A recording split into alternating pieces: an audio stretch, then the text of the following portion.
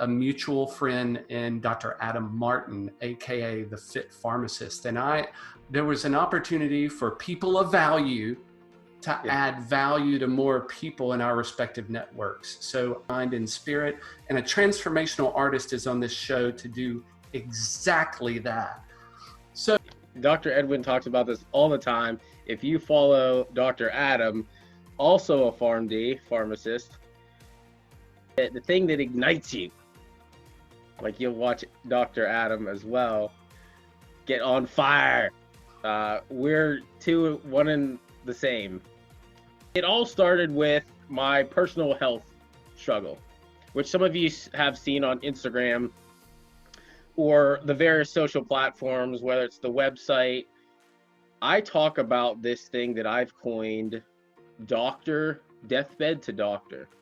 So how I went from being on my deathbed to how I arrived at this thing that we call a doctor.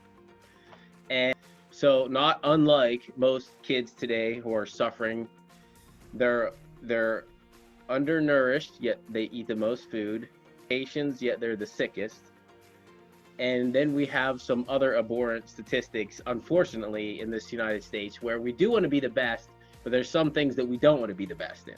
Really good at emergency medicine, yes, okay. I'm an EMT as well, basic for those who are actually EMTs, not a paramedic. Miracle. I was born shortly after being birthed, a few weeks, cyanotic, jaundiced, everything under the sun. They called the Kasai procedure. Either they took out my gallbladder or it wasn't there. There's really no way to find the records now, but either way, my gallbladder was not functioning properly. That was just one of the myriad of things. I was sick, really sick, and it continued that way for a long time. Told my parents, you know, he's got less than a 10% chance of living. And that's Kasai procedure for those who want to look that one up. It's pretty cool. They cut your small intestine and resect it like a bile duct. Allergy shots, severe asthma attacks, chronic infections, tubes in my ears, allergy medications.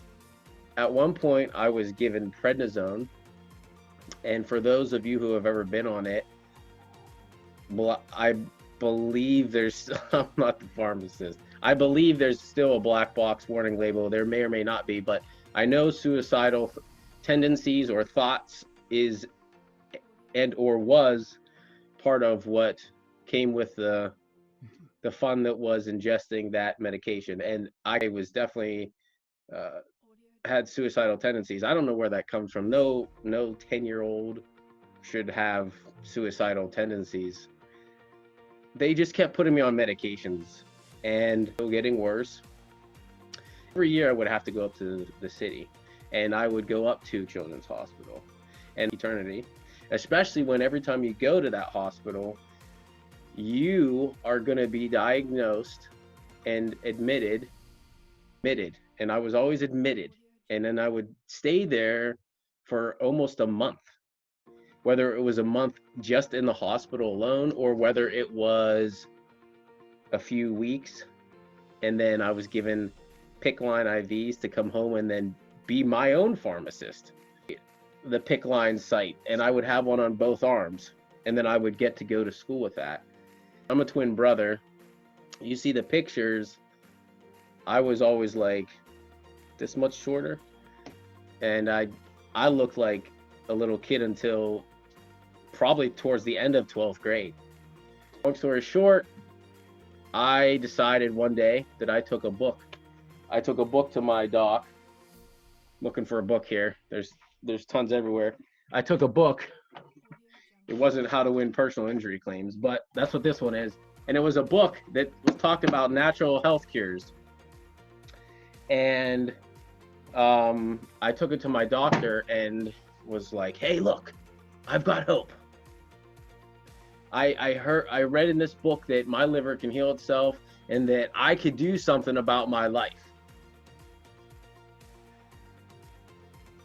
Looked me dead in the face and had the most evilish grin, which you knew it was coming next. It wasn't a good smile. It was a devil smile.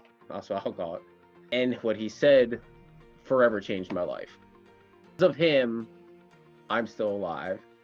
Because of him, if it weren't for him, I wouldn't be here.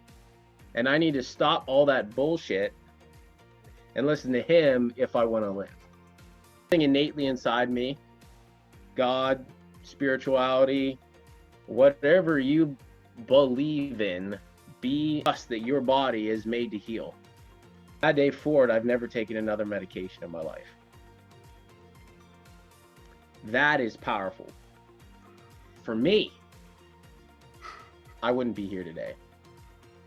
And so you guys can start to understand and grasp the power of why I'm not just passionate.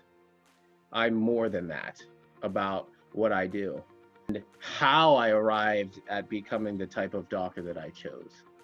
Because I saw what didn't work for me, and I knew there had to be another way. And this will tie into later on when we talk about this. It's more than just faith. Faith isn't just a word. Faith is a knowing. Faith is a feeling, an absolute.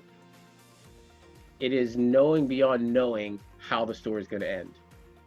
And if you can learn to apply that, not just with your health, but I would love and implore and engage you guys, especially the bodybuilding community and the fitness community, that there's another side to health, that you can incorporate supplements, but doing it in a better way. There's also another side to everything you do in your life, even finances. You can apply faith to. While my friends say that I'm a good leader, that doesn't mean anything to me. That means a lot to me. But I have very little skills compared to Dr. Edwin, who's been doing this for years and years and years. I'm older than dirt. I hear what you're saying, Doc. I hear what you're saying. But you've got all the essential minerals that we need to survive. Okay? So that's my long story short.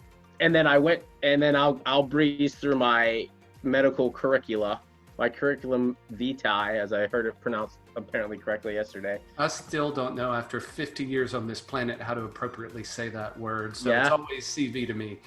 Yeah, background with medical research. I went to Pitt. That's where I met Dr. Adam Martin, University of Pittsburgh, and then Carnegie Mellon University, and did research for both of those awesome universities. And then from there, I went to Atlanta to finish my doctorate in chiropractic. Depending which state you're in, you call it chiropractic physician. There's very few that you don't. So just for people out there who are of lack of knowledge,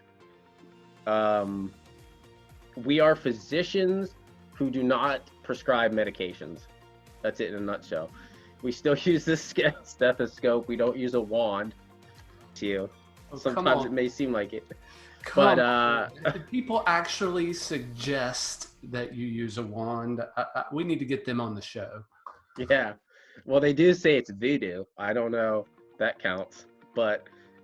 So I worked with an amazing doctor in Washington, and on my way to Washington, where I did my residency in Texas, got hit by Hurricane Harvey. That's a fun leadership experience there. And I knew how the story was going to end. We're blessed to be the right mind frame, right mindset, that I just know how it was going to end. I don't know how else to tell you that. I wasn't going down. Other clinics that see around 250 patients to 200 patients a week in those clinics. Amazing clinics. These are primarily cash, which means what? Which means people are paying out of their pocket. So if they didn't get good results, sure. And then close that up, and then moved here to open up another practice in Pittsburgh, Pennsylvania. That was the long story, not short. That is a journey. Oh, wow.